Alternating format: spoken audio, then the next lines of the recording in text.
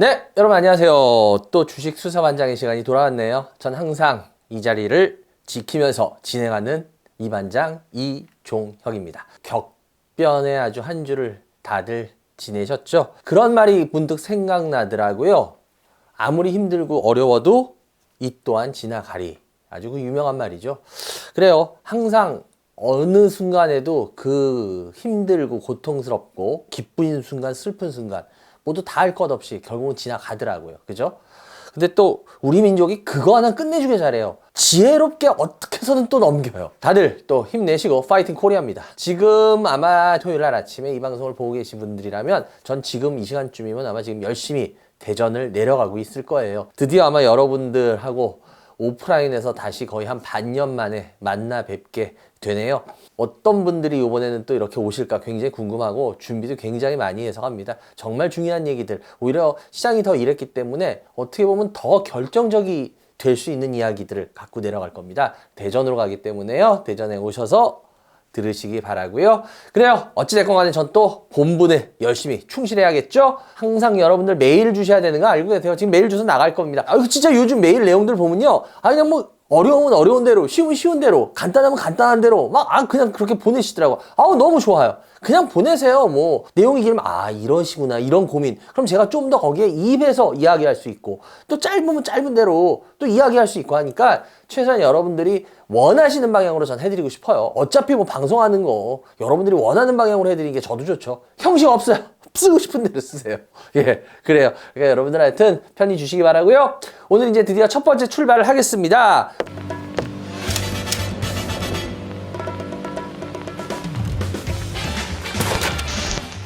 오늘 첫 번째 저와 함께 수사를 시작할 종목 과연 뭘까? 두두두두두. 네, 오늘 첫 번째 종목은 바로 금호석유입니다. 금호석유 한 번쯤은 어떻게 보면 원했던 분들 아마 은근히 있었을 거예요. 꼭 자기가 갖고 있지 않더라도. 그래서 일단 금호석유 오늘 첫 번째 종목으로 하게 됐는데요. 어떻게 보면 참 잘 아는 분들도 있어요. 워낙 금호석유, 워낙 광고나 이런 거, 특히 경제진 이런 데 광고도 굉장히 많이 하는 회사예요. 좀 경제나 뭐 이런 거에 관심 있는 분들이라면 금호석유 내용을 은근히들 많이 아시더라고요. 금호석유는 여러분 1970년에 만든 거 아세요? 오우, 되게 오래됐죠? 예, 거의 제 또래예요. 1970년에 한국합성고무공업이라는 회사로 시작이 됐습니다. 주식시장이 코스피 쪽으로 상장한 건 1988년 올림픽을 기념해서 1988년에 코스피에 상장된 회사죠. 또 여러분들 올림픽 기념했다 그러니까 또 그렇게 믿으시면 안 돼요. 그때는 그냥 무조건 88년 이러면 무조건 올림픽 기념 이렇게 막 사람들이 갖다 붙였어요. 이 회사는 굉장히 금호 그룹에 있는 회사잖아요. 그죠? 그러다 보니까 자회사가 굉장히 많아요. 그래서 이 금호석유 같은 경우에는 여러분 아실 거예요. 금호그룹이 워낙 그 형제의 난이 제일 심했던 회사죠. 그 중에서 그 동생 쪽, 박장구 회장 쪽으로 쓴 게 금호석유잖아요. 그래도 워낙 이 그룹이 컸기 때문에 흔히 그러잖아요. 전라도를 제일 대표하는 회사다. 이래서 금호그룹 아주 유명하잖아요. 그러다 보니까 이 회사는 계열사가 금호석유 자체에도 많아요. 뭐 금호 PMB화, 그리고 금호 폴리캠, 뭐 기초화물이나 뭐 합성 고무 쪽 이런 거 회사 본래된 그거와 관련돼서 만들어내는 그런 자회사들이 좀 많아요. 콘도 이런 쪽 하는 금호 리조트 이게 여기 거고요. 일단 이 회사 같은 경우에 사업 부문을 한번 좀 볼게요. 이 회사의 사업 부문은요, 뭐니 해도요 여러분들 합성 고무입니다. 이 회사 매출의 절반이 넘어요. 약 한 60%가 이 합성 고무에서 나와요. 그리고 나머지 또 어떻게 나오냐? 합성 수지 쪽에서 나오는 게 한 25%가 나와요. 그러니까 이거는 보세요. 둘이 합치면 85예요. 그리고 나머지는 뭐 정밀화학에서 뭐 좀 나오고 기타에서 조금 나오고, 그렇기 때문에 이 회사는 그냥 합성 고무, 합성 수지 만드는 회사다 이렇게 생각하시면 됩니다. 합성 고무는 여러분들 뭐 오늘도 자동차들 어제 오늘 다 타셨을 거 아니야, 그지? 그럼 거기 뭐 있어요? 기본적으로 타이어 있잖아. 타이어가 이게 합성 고무예요. 여러분들 신발에 그 고무 창 있잖아. 그 뭐야? 합성 고무야. 그러니까 여러분들 실은 우리가 이 합성 고무가 없이 하루도 살 수 있는 분이 안 계세요. 여러분들 신발 안 신고 무슨 뭐 맨발로 다니시는 분들 계세요? 신발 다 신을 거 아니야. 그 신발에 고무 창 다 그거 합성 고무예요. 오히려 대기업 웬만한 기업보다 우리 생활에 더 많이 걸쳐져 있는 회사예요. 합성 고무에서 여러분들 얘네가 또 유명한 게 코로나 때 주가가 막 날아갔던 이유가 있어요. 라텍스 때문에 날아갔어요. 코로나 때 막 일회용 장갑들 끼고 난리도 아니었잖아요. 특히 수술용 먹으려고 사람들이 뭐 이런 데도 막 접촉하기 그러니까 그 하다못해 여러분들 뷔페 이런 데 가도 기억나세요? 무조건 다 일회용 장갑들 끼고 그래야 됐잖아요. 그 라텍스에서요, 얘네가 세계에서 1위입니다. 이 점유율이, 글로벌 점유율이 얘네가 한 25에서 30%가 돼요. 그래서 얘네가 코로나 때 그거 덕을 주가가 빵 하고 날아갔죠. 이게 왜? 그때 코로나 한참일 때, 시작했을 때 라텍스 장갑 빠밤, 이것 때문에 주가가 이 정도로 날아갔던 회사예요. 그래서 이 금호석유에 대해서 좀 우리가 이런 부분도 한번 살필 수는 있어요. 그러면 아까 합성 고무가 한 60% 된다 그랬어요. 그럼 합성 수지가 한 25% 된다며. 수지하니까 갑자기 뭐 이런 애드립 치면 안 되는데 갑자기 생각나네. 수지했을 때 일단은 수지 Q가 생각나면 아주 나이가 많으신 분이고요. 그리고 최수지 씨가 생각나면은 재연배 근처. 여러분들 잘 모르실 거예요. 저때 그 책받침에 최수지 씨. 뭐 하고 계시나? 그래요. 그리고 그 다음에 조금 젊으신 분들은 강수지 씨. 그리고 그 다음 더 어리신 분들은 배드걸 뭐예요 거기.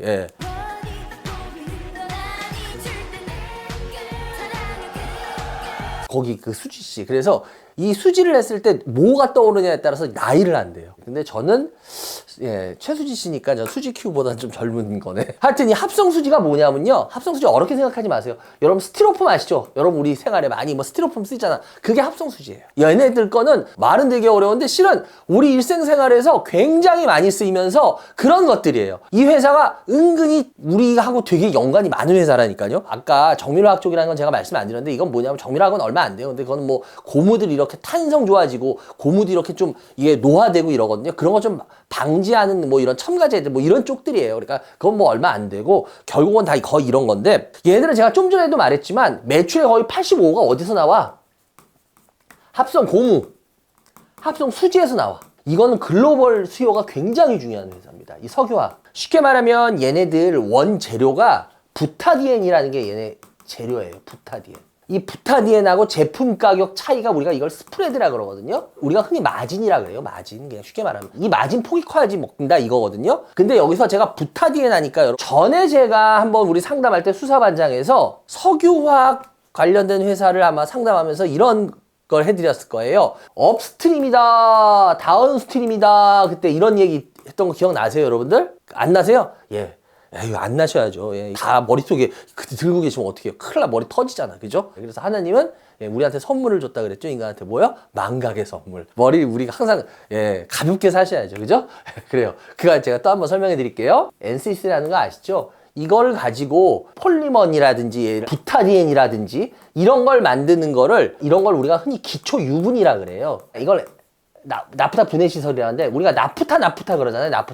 나프탈렌 아니에요. 화장실에 놓는 데 그때도 말씀드렸잖아. 이 나프타를 가지고 이거를 분해해가지고 만드는 거, 이거를 기초 유분이라 그래요. 그래서 그때도 뭐라 그랬어? 기초 유분을 기준으로 기름에서 기초 유분까지 이렇게 뽑는 거, 이거를 뭐라 그래? 업스트림이라 그런다 그랬지? 그리고 기초 유분을 가지고 지금 얘네같이 이렇게 합성고무라든지 이런 것들을 만드는 애들을 뭐라 그래? 이걸 다운스트림이라 그래요. 뭐 미들스트림 이런 건 있는데 제가 그거는 굳이 공부 안 하셔도 된다 그랬어. 그냥 무조건 업스트림하고 다운스트림이에요. 석유화학은 이것만 여러분 확실하게 이해하고 계시면 돼요. 근데 업스트림은 글로벌 경기 수요를 훨씬 많이 타요. 근데 또 글로벌 경기 수요가 터지면 어떻게 해? 끝내줘. 뭐 2010년대 그때 우리나라 석유화학들이 난리가 났었죠. 그때 뭐 차화정, 그래서 뭐 자동차, 뭐 화학, 뭐 정유 막 이런 것들이 시장 이끌었거든요. 왜 그랬냐? 그때 중국이 어마어마한 수요를 내줬단 말이야. 그래서 그때 우리나라 석유화학들이 날랐어. 왜 그럴까? 우리나라 대부분의 석유화학 업체는, 그때도 제가 한번 설명드렸을 거예요. 우리나라 대부분의 석유화학 업체는 다 업스트림입니다. 여러분이 아시는 큰 회사들 있죠? 다 업스트림이에요.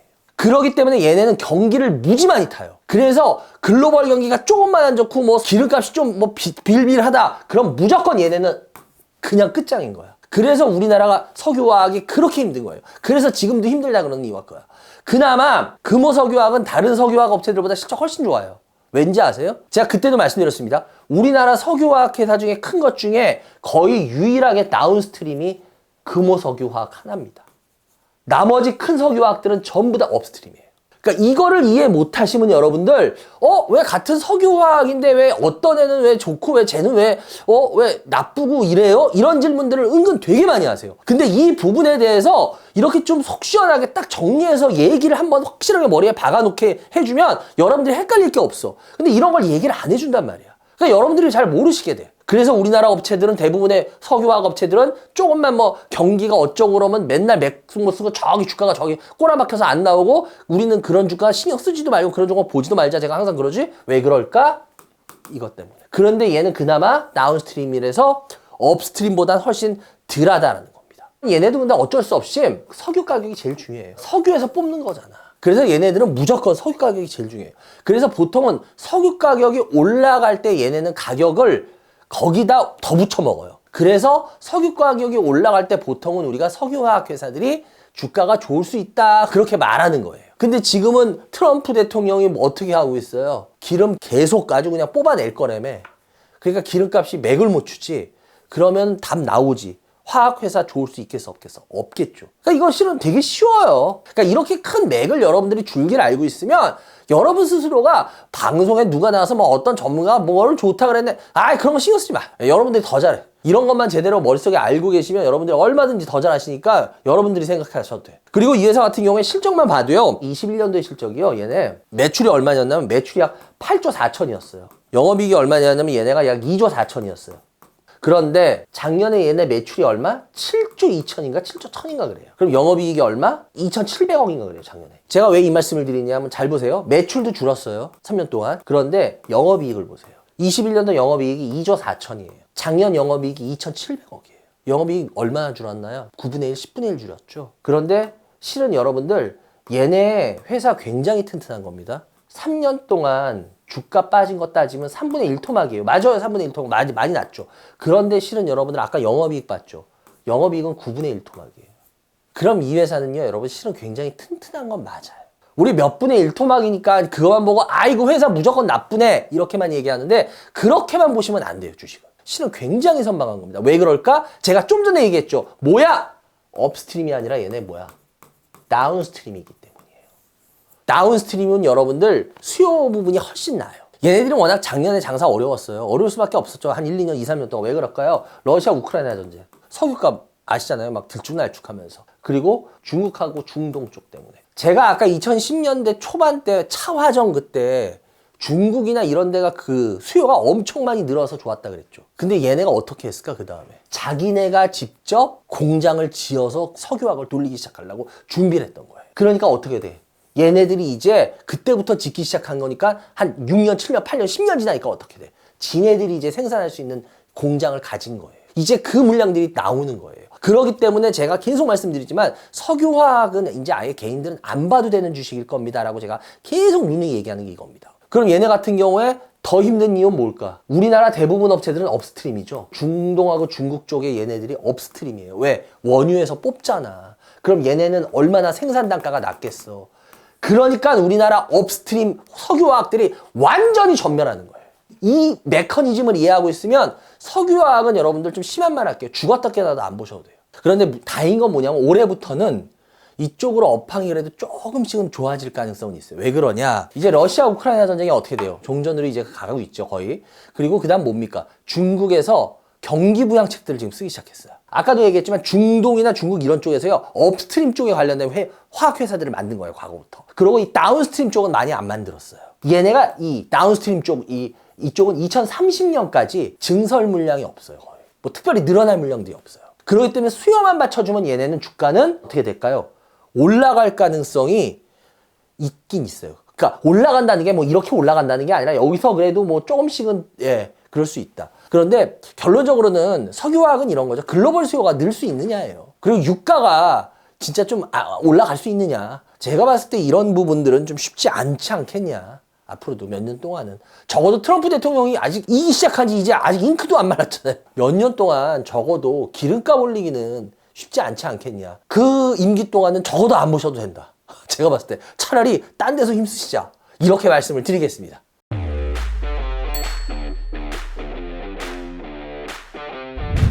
다시 뜁니다. 찾아가는 이만장. 4월 5일 토요일 11시 반 대전으로 찾아갑니다. 두 번째 오늘의 3담 종목입니다. 아시는 분은 아시는데 좀 생소한 분들도 있을 거예요. 삼양 패키징이라는 회사입니다. 삼양 패키징 같은 경우에는요, 워낙 이게 효성그룹에 있던 회사예요. 2014년에 워낙 효성그룹이 그때 재무적인 이슈 때문에 이 PT, 일명 페트병, 아시죠? 페트병, PT. 이쪽하고 그 아세틱이라는 게 있습니다. 오늘 제가 많이 나올 텐데요. 아세틱이라고. 여러분들 아마 처음 듣는 분들 계실 거예요. 아세틱이라는 이 음료 부분이 있거든요.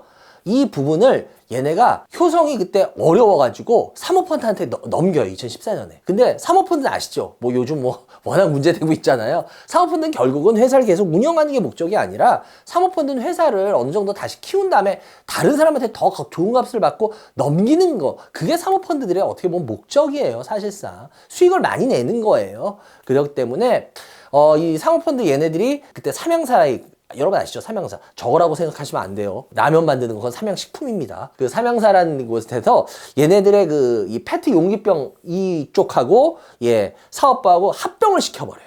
2015년에. 그러면서 삼양 패키징이 그래서 나오는 거예요. 그래서 삼양사한테 거기에 합쳐서 넘겨서 그래서 삼양 패키징이에요. 워낙 효성 거였다가. 그래서 여러분들이 이렇게 이해하시면 되고요. 이 회사의 사업부는요, 여러분 크게 두 가지입니다. 페트병, 펜 용기. 이거 하고요. 아셉틱이라고 오늘 계속 나온다 그랬어요. 이 아셉틱 음료 사업 쪽. 이렇게 해서 두 개거든요. 근데 요 두 개가 대략 몇 대 몇이냐면 한 5대 5예요. 얘네는 대부분이 얘네들 고객사가요. 우리나라 유명한 식음료 회사들이에요. 왜 그러냐? 페트병이잖아요. 얘네들이 음료 이런 거 만들어내잖아요. 액체들. 그거를 페트병에 담는 거예요. 그러다 보니까 뭐야? 얘네들은 거의 다 웬만한 우리나라 큰 식음료 회사들이 얘네들의 거의 다 고객이 됩니다. 그래서 어떻게 보면 장사는 되게 쉽게 할 수 있는 구조예요. 시장에서요. 얘네가 이 압세틱 음료 부분에서 우리나라에서 55%를 차지하고요. 이 페트병 쪽에서 30%를 차지해요. 이 회사 말고는 어디가 또 있나 보네? 왜? 55% 30%잖아요. 그럼 누군가 있다는 소리 아니에요. 그죠? 근데 이따 설명 드릴게요. 55에서 30%이기 때문에 얘네가 어쨌거나 이 두 시장에서 우리나라 1위입니다. 어떤 회사가 있겠지만 걔네는 얘네보다 못한다는 소리가 되겠죠. 여러분들 이렇게 우리가 흔히 통밥으로 맞춰야 돼요. 좀 전에도 말했지만 이 펩 음료 사업은 뭐냐면 음료를 채우는 거예요. 이 음료를 채우다 보니까 어세틱이라는 것도 음료를 채우는 겁니다. 이게 뭐냐면 이건 되게 우리 영어 공부하는 거 아니에요. 저도 영어 약해요. 그러니까 셉틱. 이 셉틱이 그리스어로 뭐냐면요. 부패하기 쉬운이란 뜻이에요. 그런데 우리 학교 다닐 때 A를 붙이면은 반대 말이 되는 거 아세요? 영어 할 때 배웠죠. 그래서 여기에 A를 붙이는 겁니다. 그래서 아셉틱이에요. 그러면 부패하기 쉬운의 반대니까 뭐겠어요? 부패가 잘 되지 않는 음료 사업 이겁니다. 우리나라 말로. 그러니까 이거를 아셉틱하면 되게 어렵게 들려요. 그러니까 이렇게 한 번만 이해하면 되게 쉽단 말이에요. 그래서 얘네 같은 경우에는요. 아셉틱이 아까 페트병 용기 이 사업도 뭐예요? 음료를 담는 거잖아. 둘 다 음료를 담는 거예요. 둘 다 음료를 담는데 왜 하나는 업세틱이라고 그러고 왜 하나는 페트병이라고 그럴까? 얘네 업세틱이요. 이윤이 훨씬 더 높아요. 그래서 이거를 키우고 있어요. 이걸 하는 쪽은. 이걸 잘 이해하셔야 돼요. 그러니까 왜 그러냐? 여러분들 기존 방식 같은 경우는요. 이 음료를 유통할 때 골치가 아픕니다. 특히 이 부패하는 거. 이것 때문에 이 오래 보관을 안 돼요. 저 어렸을 때만 해도 소풍 갈 때 음료 어떤 거 가지고 갔는지 아세요? 저희 유리병 들고 갔어요. 사이다병, 콜라병. 그리고 진짜 잘 사는 애들이 남대문 도깨비 시장에 가면 그때 캔이 있었어요. 캔이 막 그때. 야, 근데 지금 생각하면 엄청 위험한 거죠. 그 유리병을 애들 소품 가방에 들고 다니는 거니까. 이거를 막아주려면 방법은 두 가지가 있어요. 하나는 뭐냐면 여러분들 고온 살균이에요. 고온에서 살균을 시켜버리면 돼. 그런데 여러분들 음료수를 고온에서 살균시켜버리면 어떻게 될까? 탄산 이런 거 다 안 되지 않을까? 아니면 또 하나 차게 냉기를 계속 보관한 상태로 옮기면 돼요. 그게 뭐예요? 좀 유식한 말로 요즘 이렇게 부르죠. 콜드체인. 콜드체인은 여러분 돈이 많이 들어갑니다. 아시죠? 그러니까 이 두 가지 다 하기가 어려워. 쉽지가 않아. 근데 이 아세틱이라는 건 뭐예요?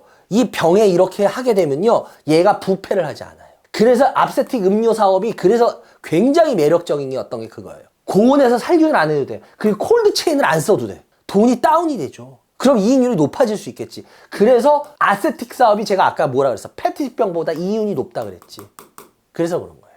아세틱 음료 사업은 병을 마음대로 만들 수 있어요. 그러니까 예를 들어서 뭐 이렇게 둥근 병만이 아니라 도널드 덕 같이 생긴 병을 만들어도 되고 거기에 넣어도 돼 음료를. 어떻게 보면 시각적으로도 굉장히 좋게 어떻게 보면 매출을 일으킬 수 있는 요인이 됩니다. 이거 굉장히 매력적인 거죠. 제가 아까 좀 전에 그런 말을 했어요. 얘네가 뭐 아셉틱은 55% 정도 차지하고 페트병은 30% 정도 차지하는 1위입니다. 그럼 다른 데가 있겠네요. 그랬죠. 어딜까요? 동원 시스템즈입니다. 한번 들어보신 분들도 있을 거예요. 동원 시스템즈 얘네도요. 여기하고 똑같이 페트병하고 아세틱 사업을 해요. 그런데 매출 사이즈 규모가 삼양 패키징이 한 2.5대 1 정도 돼요. 근데 문제는 뭐냐면 동원 시스템즈도 동원 그룹에서 막 하잖아. 그렇기 때문에 이 아세틱이니 이런 쪽을 계속 키워나가고 있어요. 그러니까 경쟁이 심해지고 있습니다. 경쟁이 심해지면 주가에선 좋아요, 안 좋아요? 안 좋죠. 경영권 경쟁이나 주가에 좋지 이렇게 시장 막 뺏어먹는 이건 안 좋죠. 그러니까 주가가 힘을 못 쓰는 거예요. 이 이유가 다 있어요, 실은. 이렇게 따져보면 되게 쉽습니다. 그래서 삼양 패키징 같은 경우에 보면요. 2021년에 고점 기록하고 계속 힘 못 쓰고 있죠. 왜 그럴까요? 매출은 늘어요. 매출은 느는데 제가 아까 뭐라 했어요? 동원 시스템즈 들어오고 막 지금 정신없이 싸운다 그랬지. 이 어세틱 쪽이 이윤율이 좋으니까 회사들이 페트병 이쪽은 거의 안 키워요. 아세틱 쪽을 키워요. 그럼 어떻게 돼? 얘네들 초기 비용이 많이 들어가요.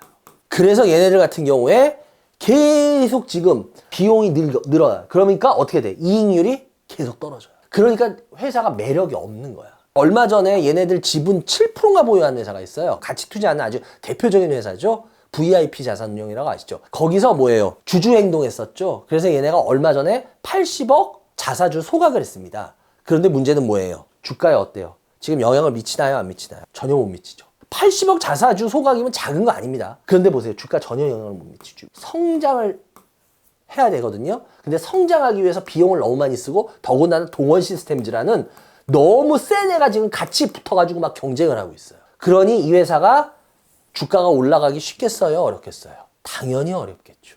어떻게 보면 이거 갖고 계신 분들 질문 들어왔는데 전 좀 안타까운 게 이런 걸 더 깊게 크게 봤으면은 주가가 이렇게 솟고 나면은 특히 이런 회사들은 매력이 붙을 때까지는 근데 어느 때 물리는지 아세요? 이게 주봉이거든요. 이런 식으로 갈 때 이제 여기가 바닥을 잡았구나라고 생각을 해버려요. 그리고 이렇게 또 밀어버리죠. 이러면 답이 없어요. 회사가 안 좋은 이유가 이렇게 있습니다. 뜯어보면. 근데 이런 거를 개인들이 볼 줄 모르고 대부분 우리나라 뭐 경제방송이나 뭐 전문가 방송들 다 보십시오. 다들 차트로 이제 뭐 자리 잡아서 물론 그렇게 해서 올라가는 것도 있어요. 근데 제가 여러 번 얘기했잖아요. 제가 왜 책 안 쓰는지 아세요? 저 진짜 책 쪽팔려서 안 써요. 이런 거 이렇게 돼서 성공하는 케이스 뭐 2개, 3개 갖다 붙여서 요런 식으로 돌파해서 요거 먹으면 됩니다. 이러잖아요. 이렇게 실패하는 것도 훨씬 많아. 자기는 안다고 쳐. 그럼 그 책 보고 그냥 사서 이러면 되는구나라고 생각하고 사는 개인들은 어떻게 될까? 개인들 다 죽어. 개인들 다 죽이는 일이야 그거. 저 그래서 안 쓰는 거예요. 진짜 제 이름 세자 받고 이런 짓 하기 쪽팔려서 안 써요. 이렇게 안 되는 게 많은데 개인들은 이거 차트로 또 따질 거거든. 아니라고. 따져보면 안 가야 되는 이유가 너무 확실하게 보인다고요. 여러분 이런 데 공부 안 하실 거예요? 이러고도 계속 엉터리로 주식하실 거예요? 이러면 어떻게 안 되죠. 갖고 계신 분들 질문 들어왔는데 제가 좋은 얘기 못 드려서 죄송한데 저는 계속 이 회사에 대해서 매력 별로 없다라는 게 제 솔직한 소견입니다.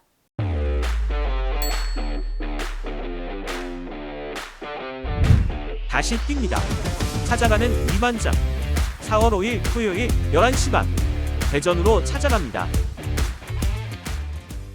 오늘의 마지막 종목은 CJ ENM입니다. 질문하시는 분들이 참 있었어요. 제가 이거 CJ ENM 할 때마다 좋은 얘기 한 번도 안 한 것 같은데 방송할 때도 그죠? CJ ENM 같은 경우는 여러분 아실 거예요. 1994년에 홈쇼핑 쪽에서 시작을 했죠. 지금 CJ ENM이라는 사명을 2018년도에 변경한 겁니다. 뭐 몇 년 안 되죠. 근데 이 CJ ENM 같은 경우에는 CJ가 지분을 40%를 들고 있어요. 그래서 아주 CJ 그 중요한 회사 중에 하나죠. 근데 특히나 CJ ENM은 제가 뭐 전에도 한번 상담 나올 때마다 얘기했는데 얘네들 자회사, 얘네가 스튜디오 드래곤의 지분 몇 프로를 들고 있어요? 54%가 들고 있죠. 그리고 얘네가 또 뭡니까? 화제가 되고 있는 티빙, OTT, 티빙의 48%를 들고 있어요. 아주 대주주죠. 그러니까 얘네 CJ ENM의 지분 40%를 CJ가 들고 있는데 얘네는 또 스튜디오 드래곤의 54%, 티빙의 48%를 들고 있어요. 그러니까 이 스튜디오 드래곤이 제가 그때 상담 나올 때마다 참 불쌍합니다. 주인 잘못 만나서 제가 이런 말 많이 하거든요. 왜 그랬냐면 바로 이것 때문에 그래요.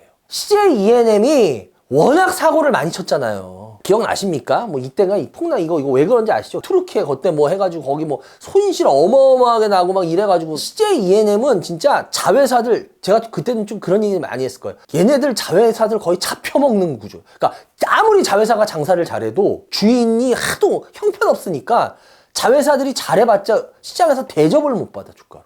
그래서 제가 그때도 했던 기억이 나. 스튜디오 드래곤이 만약에 CJ ENM이 대주주가 아니었으면 주가가 이렇게는 아니었을 거예요 라고 말 몇 번 한 적 있어요. 진짜 주인을 더럽게 잘못 만났어. 드디어 그 주인을 얘기하는데, 이 회사 같은 경우에 국내 미디어 콘텐츠에서 뭐 가장 큰 형님이라고 봐야겠죠. A부터 Z까지 진짜 다 합니다. 미디어 콘텐츠, 미디어 플랫폼 쪽이 얘네 매출의 25% 정도 되죠. 영화하고 드라마 제작 쪽.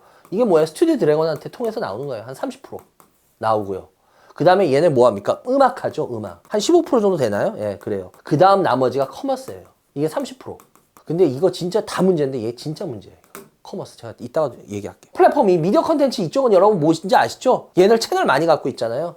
제일 유명한 채널 뭐예요? TVN, 예, Mnet, 그 OCN.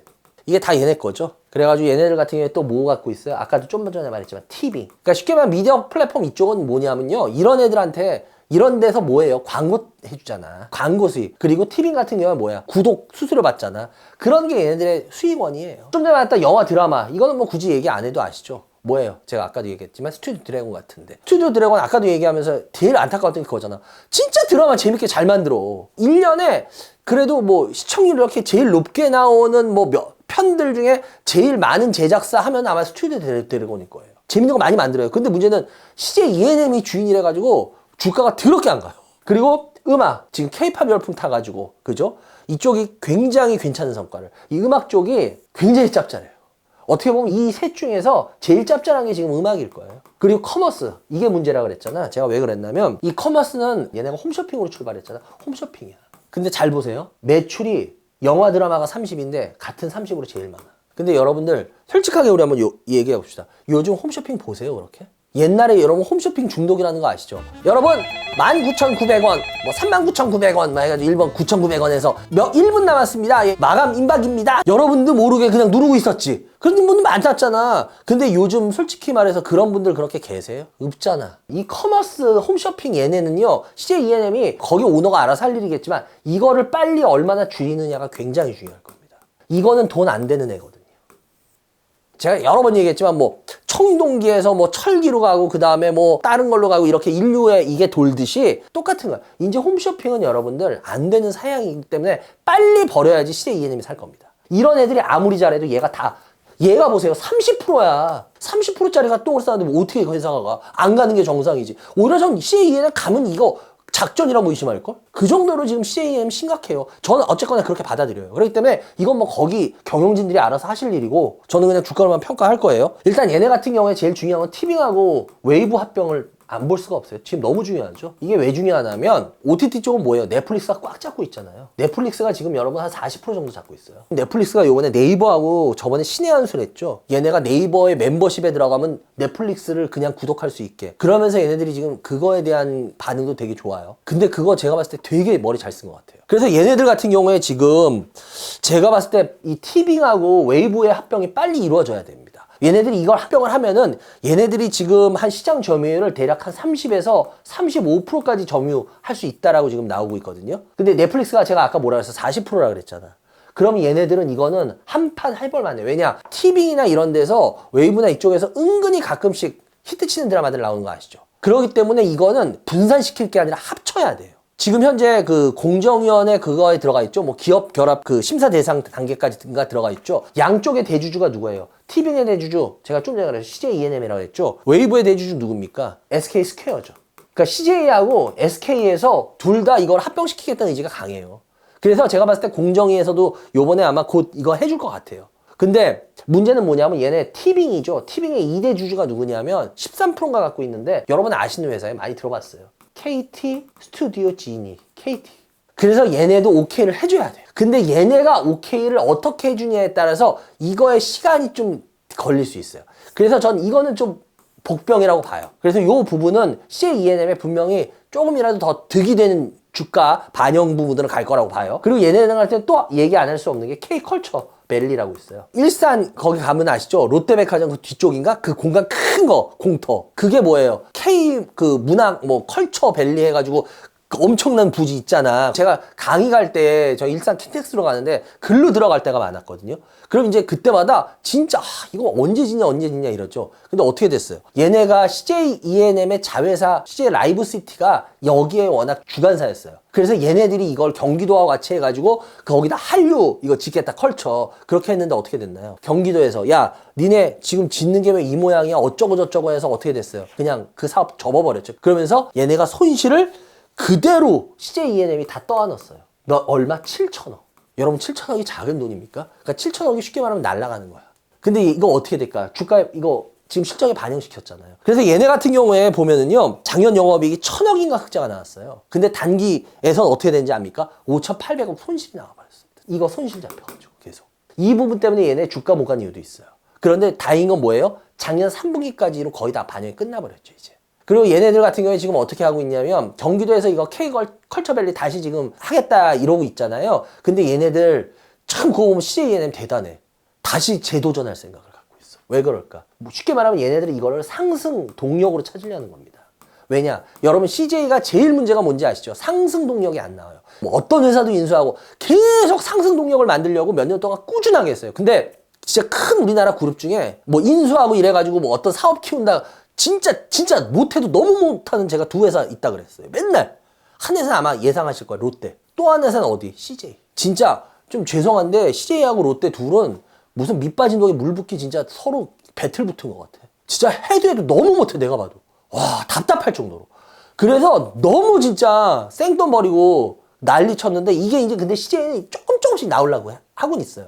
그래서 제가 좀 전에 말했지만 K컬처밸리라든지 이런 부분에도 그래서 다시 도전하려는 거예요. 근데 가능성 저는 있다고 봐요. 지금 CJ ENM은요. 보세요. 너무 많이 내려와 있는 건 맞아요.